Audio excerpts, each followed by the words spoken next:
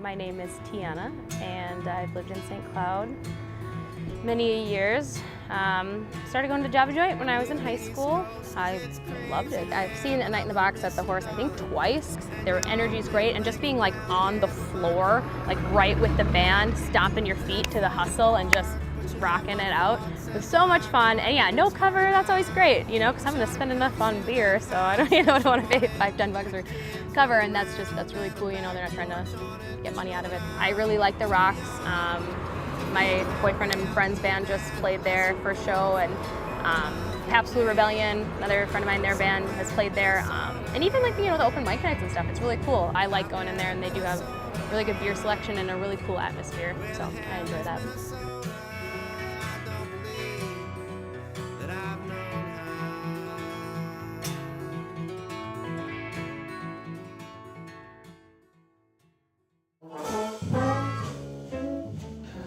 I'm Dan Barth, and I am the co-founder and executive director of Pioneer Place on Fifth Theater here in downtown St. Cloud. You know, finding live music in St. Cloud isn't too difficult, which is so awesome that you can get out on any night of the week and see music happening somewhere. We do a lot of variety besides rock and roll, of course. We do a lot of folk, we do a lot of jazz. For example, we're doing bluegrass right now. We also take great pride in bringing up new talent that hasn't played St. Cloud very often. I'm Aaron Salzer. I'm the owner of the Tavern on Germain and the Rocks Bar. You know, I'm in this business to create an environment and to create something that's unique and different. We pretty much bring every kind of music you can imagine. You know, you can come in here one night, you're gonna have death metal, the next night it'll be bluegrass, you're gonna have hip hop and rap and everything in between. We just got done having 3-6 Mafia, which is a Grammy award-winning hip hop group.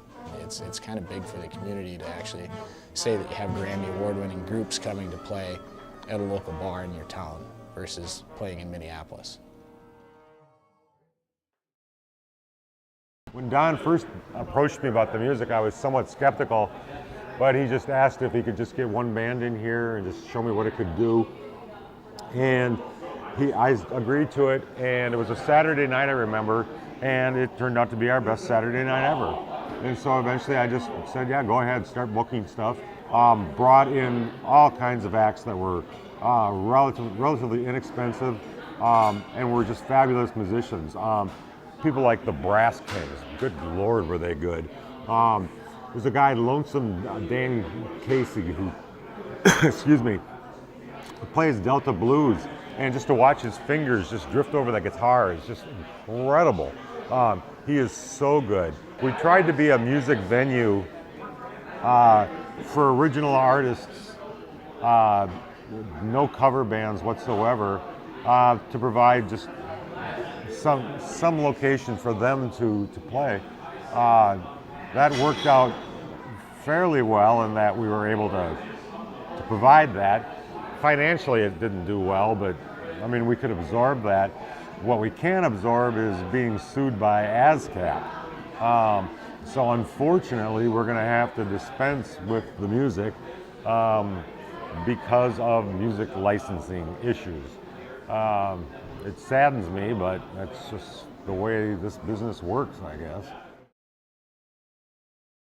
My understanding of how it works is that if you have any type of copyrighted material replayed or played for profit, so if it's part of your business making money, that you have to pay to BMI and ASCAP a fee based on your occupancy, the number of times a week that you do it. You have to pay a fee as a usury fee for your rights to that music. Every place, every establishment has to pay. They come after you. It's like if you don't pay your taxes, they come after you. If you don't pay your liquor license, they come after you.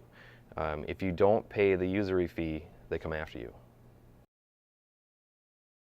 Over the years in St. Cloud that I've been here, I think that there's been several attempts to bring in music into a younger audience, into an all-age venue, and several have failed over the years, and it's a shame because it's important, in my estimation, to introduce teenagers especially to the music scene and to responsibly interact with the music that's happening.